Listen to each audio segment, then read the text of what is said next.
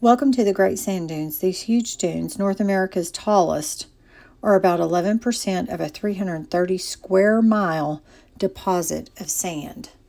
Congress protected nearly 90% of the sand dunes and preserves here.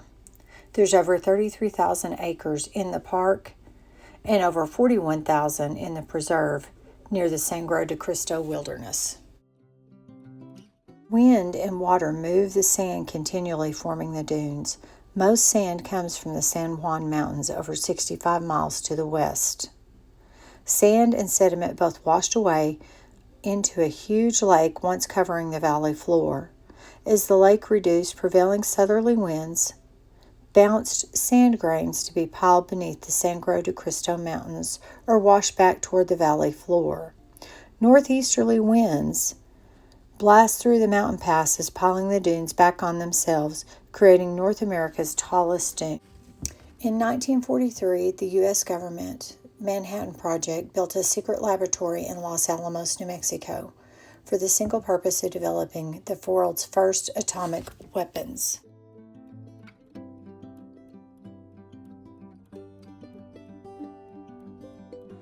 That's Fuller Lodge, Oppenheimer, and General Groves statues, who were a big part of the Manhattan Project.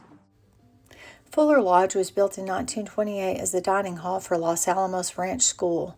During Project Y, the lodge hosted community activities for the lab employees. This is the Fuller House inside.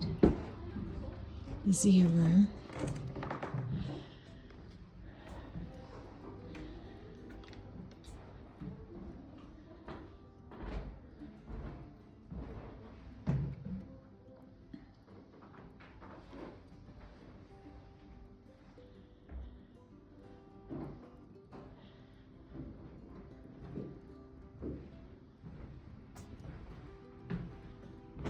Doors. Room number 234. What's that?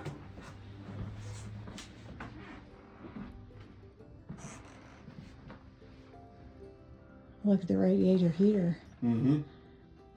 Wool blankets.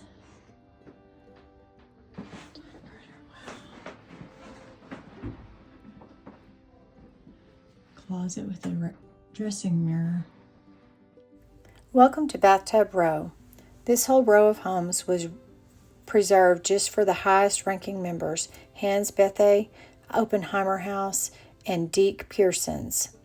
These homes are famous because they're some of the few homes that were allowed to have bathtubs due to the war conservation effort trying to conserve metals. During the week, they do open the homes Bethe House and Oppenheimer House for touring. So we were there on a day it was closed, so we weren't able to partake in that.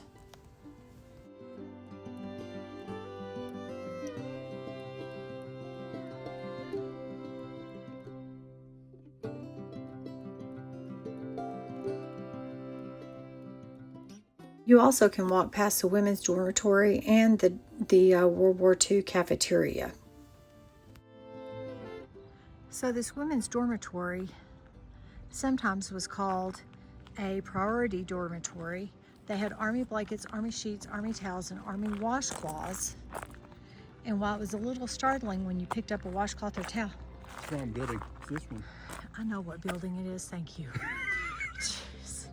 Anyway, so they used linens and towels that were used. They marked USED, or United States Engineering Detachment.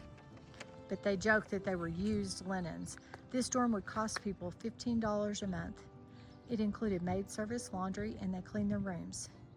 It had a mess hall, but they don't remember the cost of the mess hall. It might have been $25, I think, for a month for 3 meals a day. And they just forgot. That was included. So what were your thoughts? We're not done yet. It's been forever. It hasn't. I think, what was it, about a mile, maybe less? Maybe a mile or so, but it felt like it was 30 miles, all uphill both ways. Can't believe it. She dragged me on another adventure again. It was really interesting because they give you a map and it's walkable. Next time I think I'd bring my bikes and just bike it, because you'd be Walking's not bad though. No. But anyway, we're going back by Bathtub Row here as we circle back. But there's a loop, and I'll post a picture of the map. But it's super doable. They've got plaques in front of each building. But I use the rec.gov website. It gives a lot more detail than either the handout from the Park Service or the little placards in front. The rec.gov website gives a lot more detail about the building, about what was going on during the time, and a lot more history. Don't you agree? I agree. Yeah, they did a good job. Yeah. So we're coming up, and this is remnants of a Pueblo, which we did not see. Right. Yeah. We've seen quite a few of them, though. We have seen a lot of Yeah, Pueblos cheers. going around. It's, as you would think, prevalent in the western area. Looks like the signs up there Yeah, about but the it. signs right here about it is pretty interesting. So, correction, that was a dormitory. Here's the ancestral Pueblo site. And in the 1200s, it was home to a group of Tiwi-speaking people that came from Mesa Verde or Chaca Canyon. So, they built structures with tough or welded volcanic ash. This building would have been 2 stories with bedrooms, cooking areas, storage areas, and a semicircular kiva. I guess it's on the back side. We'll go take a look at it. It was created because of overpopulation, and with the drought and depleted soils and declining game, the Pueblans left Parajita Plateau around the 1500s and moved. Here's where the kiva would have been.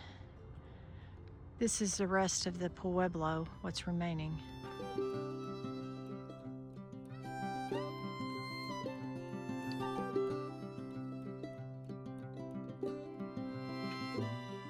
Ash deposited over 1 million years ago by the Jemez volcano created this rock.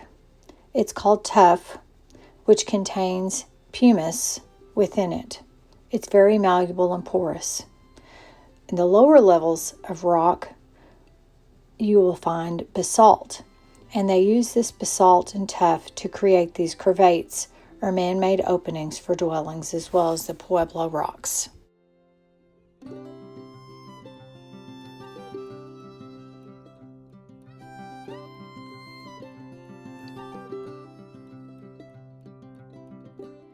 These are the remains of the Kootenai village, and these walls would have been 1 to 2 stories tall at the time. And this Kootenai village extends all the way around, as you can see here, beyond just that. So the trail divides off, and I took the main loop trail. Otherwise, if you went left at the turnoff, it took you straight to the longhouse. And so this trail will go back behind. I think I should see some more dwellings and archaeological sites, and then I'll run back into Bryan. Stay on paved trail. Enter only those with ladders. This rock is volcanic ash or tuff with, I think it's pumice. Anyway, it's very porous, as you can see, like many volcanic rock is. And that enabled the Puebloan people, the Kootenai people, to be able to carve their homes out of this rock. The first kavat on the trail, and the main purpose of this kavat usually is for food storage, although some for housing. So this house was reconstructed in 1920, and it was just to show us how many of the kavats would have been. Cavates. As you can see, they have doorways to crawl in and out. And they would have had wood for their roof. I guess there's multi-levels, so you would get to this one, come through this doorway, crawl through. The people had to be really tiny to fit through those doorways.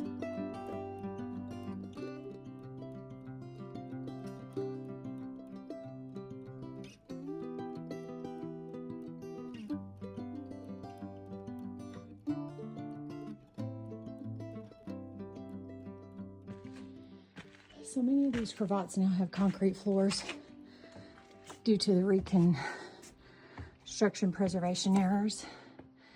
But you can climb these ladders on several of them to get a look inside.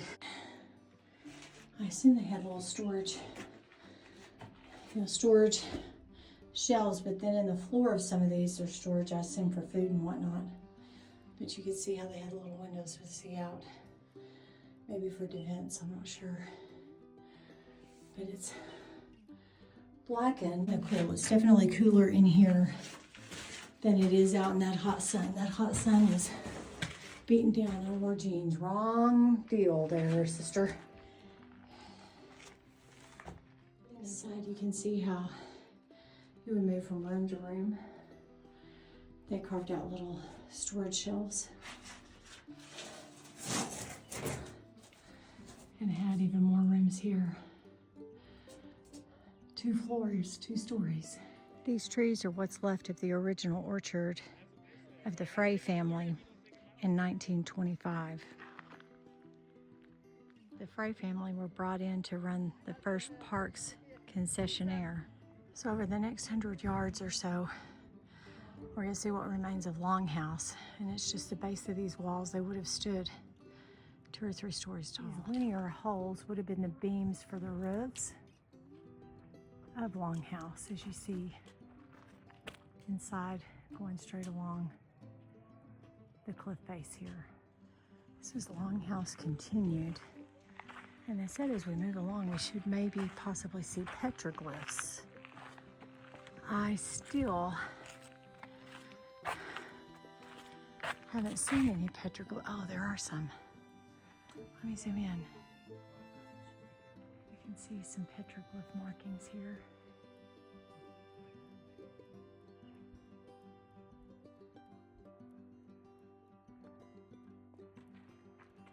Very interesting, these petroglyph markings.